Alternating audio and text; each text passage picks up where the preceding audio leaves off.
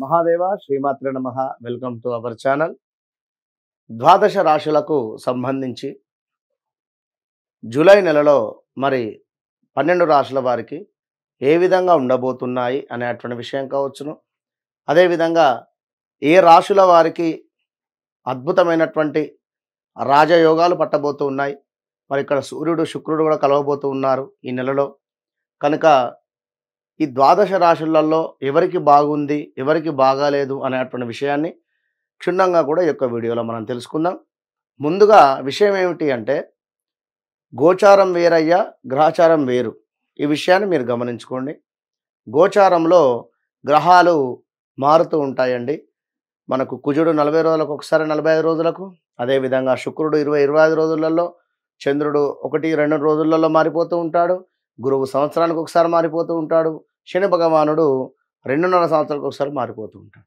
కానీ మీరు జన్మించినటువంటి సమయంలో ఒక లగ్నం అనేటువంటిది ఒకటి ఏర్పడుతుందండి. అది 100% కరెక్ట్. అందులో ఏ గ్రహాలు కూడా మారవు. లగ్నం ఏదైతే ఉంది ఆ లగ్నాన్ని ఆధారంగా చేసుకొని ఏ గ్రహాల యొక్క స్థితిగతులు, అదేవిధంగా ఈ గ్రహాలు ఏ నక్షత్రంలో ఉన్నవి అనేటువంటిది ప్రజెంట్గా నడుస్తుంది, పాస్ట్ ఏ విధంగా ఉంది, రేపు ఏ విధంగా ఉండబోతూ ఉన్నది అనేటువంటిది క్లియర్ కట్గా అర్థమవుతుంది. ఎందుకంటే సబ్జెక్ట్ ఉంటే అమ్మవారి దయ వలన తప్పకుండా డేట్ ఆఫ్ బర్త్, పుట్టిన సమయం కొట్టగానే వారి యొక్క జాతకం మనకు దర్శనమిస్తుంది. ఈ విషయాన్ని గమనించుకోండి. మరొక మాట, వ్యవహారిక నామము వేరుంటుంది, జన్మనామం వేరే ఉంటుందండి. ఉదాహరణకు రమేషు అనేటువంటిది నామకరణం ఉందనుకోండి, తన యొక్క జన్మనామము ఏ లక్ష్మణో ఏ సురేషో ఉంది అనుకుంటే తను రెండు రకాలుగా కూడా ఈ యొక్క జాతకాన్ని పర్యవేక్షించుకోవాలి. ఎందుకు అంటే, ఇప్పుడు గ్రహచారం వేరు, గోచారం వేరు. మీ యొక్క పేరు సురేష్ ఉంది అనుకుందాము, మీ జన్మనామం లక్ష్మణ్ ఉంది అనుకుందాం. చూశారా, లక్ష్మణు అంటే మనకి ఏమొస్తుంది, మేషరాశి కింద పడడం జరుగుతూ ఉంటుంది. మరి సురేషు అంటే శతభిష నక్షత్రము మనకు కుంభరాశి చూసుకోవాల్సి వస్తుంది. కనుక తప్పకుండా మరి ఏది నిర్ధారణ అనేటువంటిది గురువులను కలిసి మీరు మరి ప్రజెంట్గా ఉండేటువంటి సిచ్యువేషన్ గురించి తెలుసుకోవాల్సిందిగా కోరుకోవడం జరుగుతున్నది. మహాదేవ శ్రీమాత్రే నమః. ఈ యొక్క జూలై నెలకు సంబంధించి వృషభ రాశి వారి యొక్క గ్రహస్థితి చూసుకున్నట్టయితే, మరి వీరికి లగ్నంలో కుజుడు, గురువు, అసలే లగ్నంలో గురువు ఉండడం జరిగింది. మరి యొక్క లగ్నంలో గురువు ఉండడం చేత వృషభ రాశి వారికి కొంత ఈగో ఫీలింగ్ కానీ, కోపము కానీ పెరిగే అటువంటి పరిస్థితులు అయితే గోచరిస్తూ ఉన్నవి. ఎట్ ద సేమ్ టైం కుజుడు కూడా తోడయ్యాడు. మరి కుజుడు అంటేనే యుద్ధానికి కారకుడు. విన్నరా, కుజుడు అంటేనే ఎట్లా గొడవ పెట్టాలి అని చెప్పి చూసేటువంటి గ్రహము. సరే, మరి యొక్క కుజుడు గురుడుతో పాటుగా మీకు 3వ స్థానంలో సూర్యుడు శుక్రుడు ఉండడం జరిగింది. సూర్య శుక్రుడు ఎక్కడ ఎవరి జాతకంలో అయినా కలిసి ఉన్నా కూడా చాలా అంటే చాలా మంచి వాతావరణం ఉంటుంది. చక్కటి డ్యాన్స్ కావచ్చును, చక్కటి నటన కావచ్చును, ఇంకా ఏదైనా వారి లోపల అంటే ఎంత ఎదిగినా ఒదిగి ఉండాలి అటువంటి పరిస్థితులు ఉండేటువంటి పరిస్థితి. మెగాస్టార్ చిరంజీవి గారి యొక్క జాతకంలో సూర్యుడు శుక్రుడు కలిసి ఉన్నాడు. ఇక మేజర్ ఇవే. మరి శని భగవానుడు ఎట్లా కూడా మీకు 10వ స్థానంలో ఉన్నాడు. మరి ఒకసారి ఈ నెలకు సంబంధించింది చూస్తే రవి శనులు మీకు శుభులుగా ఉండడం జరుగుతున్నది. ఈ నెలలో అన్ని పనులందు కూడా జయము, వ్యాపారమందు చక్కటి అభివృద్ధి, నూతన పనులు చేయుట, అన్ని విధాల అంతా కూడా అనుకూలంగా ఉండేటువంటి పరిస్థితి అయితే ఉంది.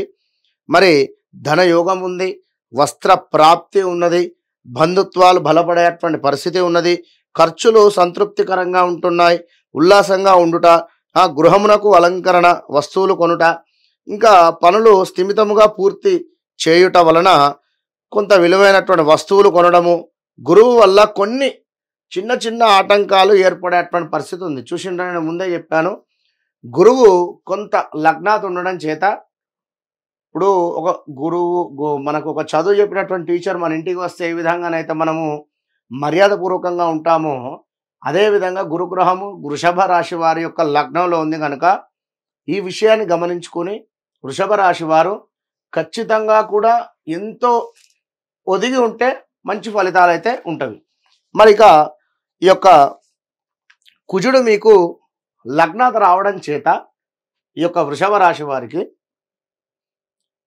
కొంత భార్యతో కలహాలు ఉన్నవి, శత్రు వృద్ధి, అదేవిధంగా తీవ్రమైనటువంటి ఉష్ణ సంబంధిత అనారోగ్యాలు, ఇంకా చూసుకున్నట్టయితే యంత్ర సంబంధిత ప్రమాదాలు, కొంత గాయాలు, దుష్టులతో కలహాలు, శారీరక శ్రమ, కార్య విఘ్నము, అదేవిధంగా స్కిన్ రిలేటెడ్ ఇష్యూస్ వచ్చేటువంటి పరిస్థితి ఉన్నది.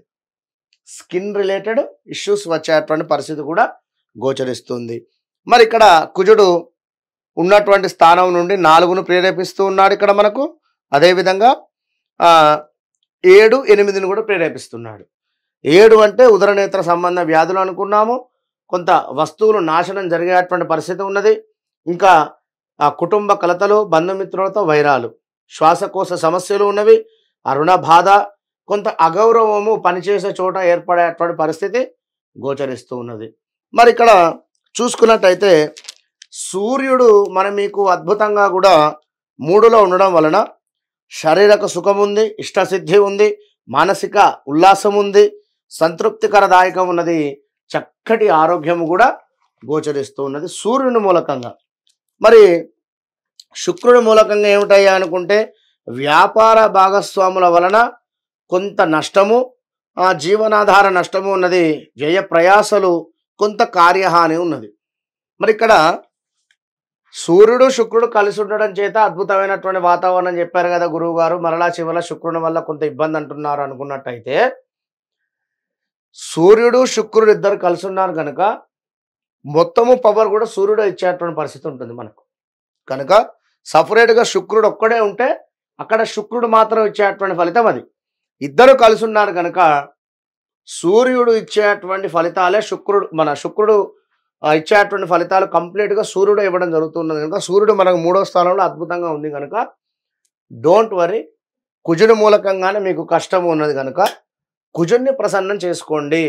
కుజునికి సంబంధించినటువంటి దానాలు కానీ, చక్కగా ఎరుపు రంగు ధోతి కానీ, ఎరుపు రంగు వస్త్రాలు దానంగా ఇవ్వండి, బ్రాహ్మణుడు కట్టుకుంటారు.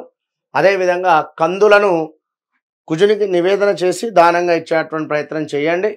ఇంకా చూసుకున్నట్టయితే ఎరుపు రంగు పుష్పాలతో కుజునికి అభిషేకం చేయండి. దానిమ్మకాయ రసముతో కూడా అభిషేకం చేయండి సుబ్రహ్మణ్యేశ్వర స్వామికి. వల్లీ దేవసేన సహిత సుబ్రహ్మణ్యేశ్వర స్వామి దేవాలయం ఎక్కడ ఉన్నా కూడా అక్కడికి వెళ్ళి మమ కుజదోష నివారణ సిద్ధ్యర్థం జన్మలగ్న గోచార రీత్యా జన్మలగ్న స్థలే కుజగ్రహ దోష నివారణ సిద్ధ్యర్థం అని చెప్పి సంకల్పం చెప్పుకొని చక్కగా కూడా అభిషేకం చేసుకోండి, మంచి ఫలితం ఉంటుంది. All the best. ఎన్ని నిమిషాలు వచ్చింది? 5:45.